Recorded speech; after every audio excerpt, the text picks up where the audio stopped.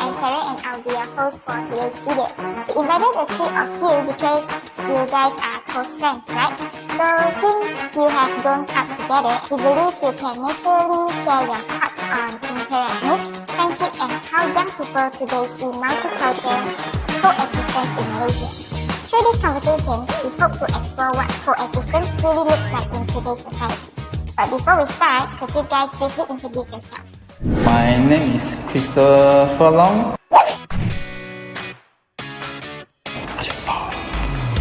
My name is Rachel. My name is Shakira.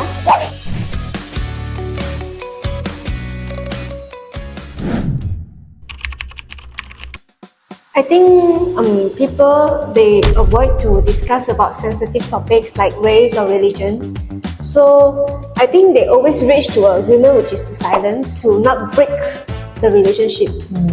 Yeah, I agree to a certain extent also. But then sometimes I think most groups of people tend to ignore or beat around the bush and not acknowledge these issues just to maintain the harmony that we currently have. So I think both the standards we can use and religion, political one, and the most each other one we can use the part where we live. I think because we are a multi-ethnic friend group especially, so it's much more easier for us to be upfront and just talk about these topics and acknowledge it whenever we encounter such issues, or whenever we joke around and it gets a bit too much, we can actually acknowledge and educate each other about it. But like with strangers, we won't talk about this also, right? So I think it's like, if you're with a close friend, you will be more comfortable to talk about this kind of topic. So the premise is you need to try to know each other one. Yes. I think they kind of, like many people outside, they will say like Indian like to drink alcohol a lot, like to beat people. Right? Like I believe you guys also like listen a lot about this lah. But I think that's kind of stereotype lah, because I think this generation, they are more like they won't have this kind of action already lah. Stereotypes are stereotypes for a reason lah. It's because people believe and generalize things that they saw through one person and think that the whole group is doing the same thing. So they assume like everyone is the same. Yeah, that's why thankfully, because we met each other and became friends, we start to learn how each individual actually is and not by the overgeneralization of these stereotypes. Yeah. You're Chinese? Chinese, I heard from other ways they say always care themselves only. Care themselves only. But also You also mah? That one you No lah. meh? Only you lah maybe.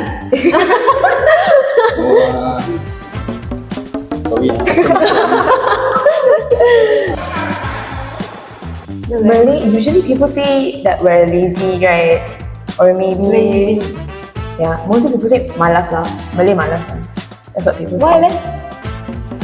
This one in history one Okay lah, then no need lah. I'd say, especially in Twitter or X, or in TikTok comments, most of the time when it's a race-related topic, people tend to actually kind of expose themselves for how racist they are. Because you can see in those TikTok comments how people apply stereotypes, start calling people racial slurs and whatnot. So it kind of makes you question sometimes the harmony that we are living in, which correlates to our first question now. I think I always see very extreme opinions, especially in social media, because of, I think, anonymity. Because no one knows who are you, what race are you from. So You're behind the screen. yeah, so they are more likely to express themselves in a very extreme way, like very harsh, I think their words. Maybe both. I think stay silent can avoid conflict and also cause the conflict at the same time lah. But also because it's all happening online. So they put a response, someone might respond to them agreeing, or someone might acknowledge and educate them. But then because it's all through a screen, they might not actually even read the comment and want to educate themselves, and they stay stagnant in whatever position they currently are. So it just makes those cracks just stay as cracked as they are. It doesn't help to heal it or fix it in any way at all. And also, I think if like they stay silent, right, misinformation may It keeps being spread also. Yeah, will be spread, and no one will come out to Talk about it. Because I feel like it's more easier to do in real life.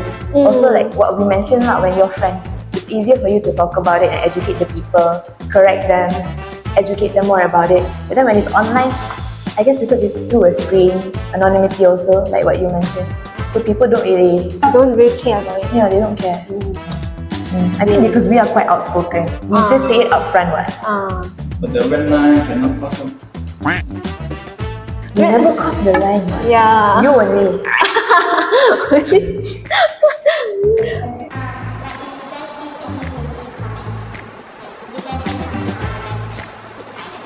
Most of the time, if it's online, I just dislike the comment. Yeah, we won't like expose more about ourselves. If not, we'll be like being cyberbullied. Yeah, I'm not the type to comment online also. Yeah. But I feel like if it's in real life, like in a setting where we're together or maybe like with strangers, I would actually pick up the courage to acknowledge and tell them what they're doing is wrong or whatnot. Why everyone has this value of imagined person? Because their concept, their values also shaped by the social media one and their parents, something like that. They didn't spend together, get along with each other ways, so they don't know this feeling. They don't know this feeling. Yeah. I think like online platforms, right, they will kind of shape our perception before we interact with people. A lot of like content, they will let us have the mindset that, oh, if I face this in real life, I also will have this kind of mindset. But actually, I think it kind of exaggerate the difference. I see, but for us, right, or maybe like our generation who mingle around a bit more with people from other races and other ethnicities, it makes us much more prone to believe what we are actually experiencing in real life. Yeah. But then for people like maybe our parents or the older generation who only mingle around with people the same identity as them, they only believe what they see, which is mostly on the news, which is the most severe cases of everything. So they see robberies happening, then they think, okay, so this race, this robbery, it relates to them.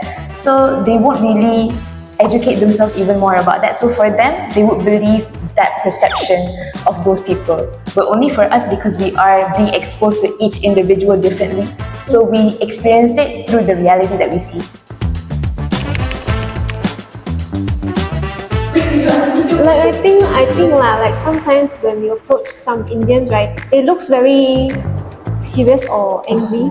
Like their face is kind of fierce. So it will make people to think that, oh, I'm so scared. Did I did something wrong? Are they going to hit me? Something? But actually, it's just like their face lah. I think you still have to interact with the person personally and to understand them. Only you can give the conclusion out. Yeah. I think the more you interact with other people of these other identities, you will actually get rid of those stereotypes. Yeah. So you won't even be scared to approach a stranger regardless of how they look, because you won't have a perception that's already in your head that you're thinking, oh, this person might be up soon. You'll just be like, oh, it's a stranger, I should get to know them first. Yeah, like before we became friends, you thought that she was gonna beat you up. Yeah. I think it encourages people to see each ethnic groups as a group, but not as individual. Maybe it enforces stereotypes a bit more because we're more categorized into groups. I'd say also like other friends who are not of the three major ethnic groups, sometimes they do say they feel a bit left out. Because people, whenever they talk about diversity, we only ever mention the three major groups only, instead of the other minorities that we do have, like people from Borneo, Sabah, Sarawak, and all of their tribes that people don't even know the names of. So I think if it was reduced, it might encourage coexistence to be a bit more positively directed in Malaysia. We are used to live together with three racial a lot of years. So if the future did not talk about this is not Malaysia, I think. Yeah, but maybe we can branch it out more instead of just the three major ethnic groups. Because originally memang we had the Kadazan people on this land. So if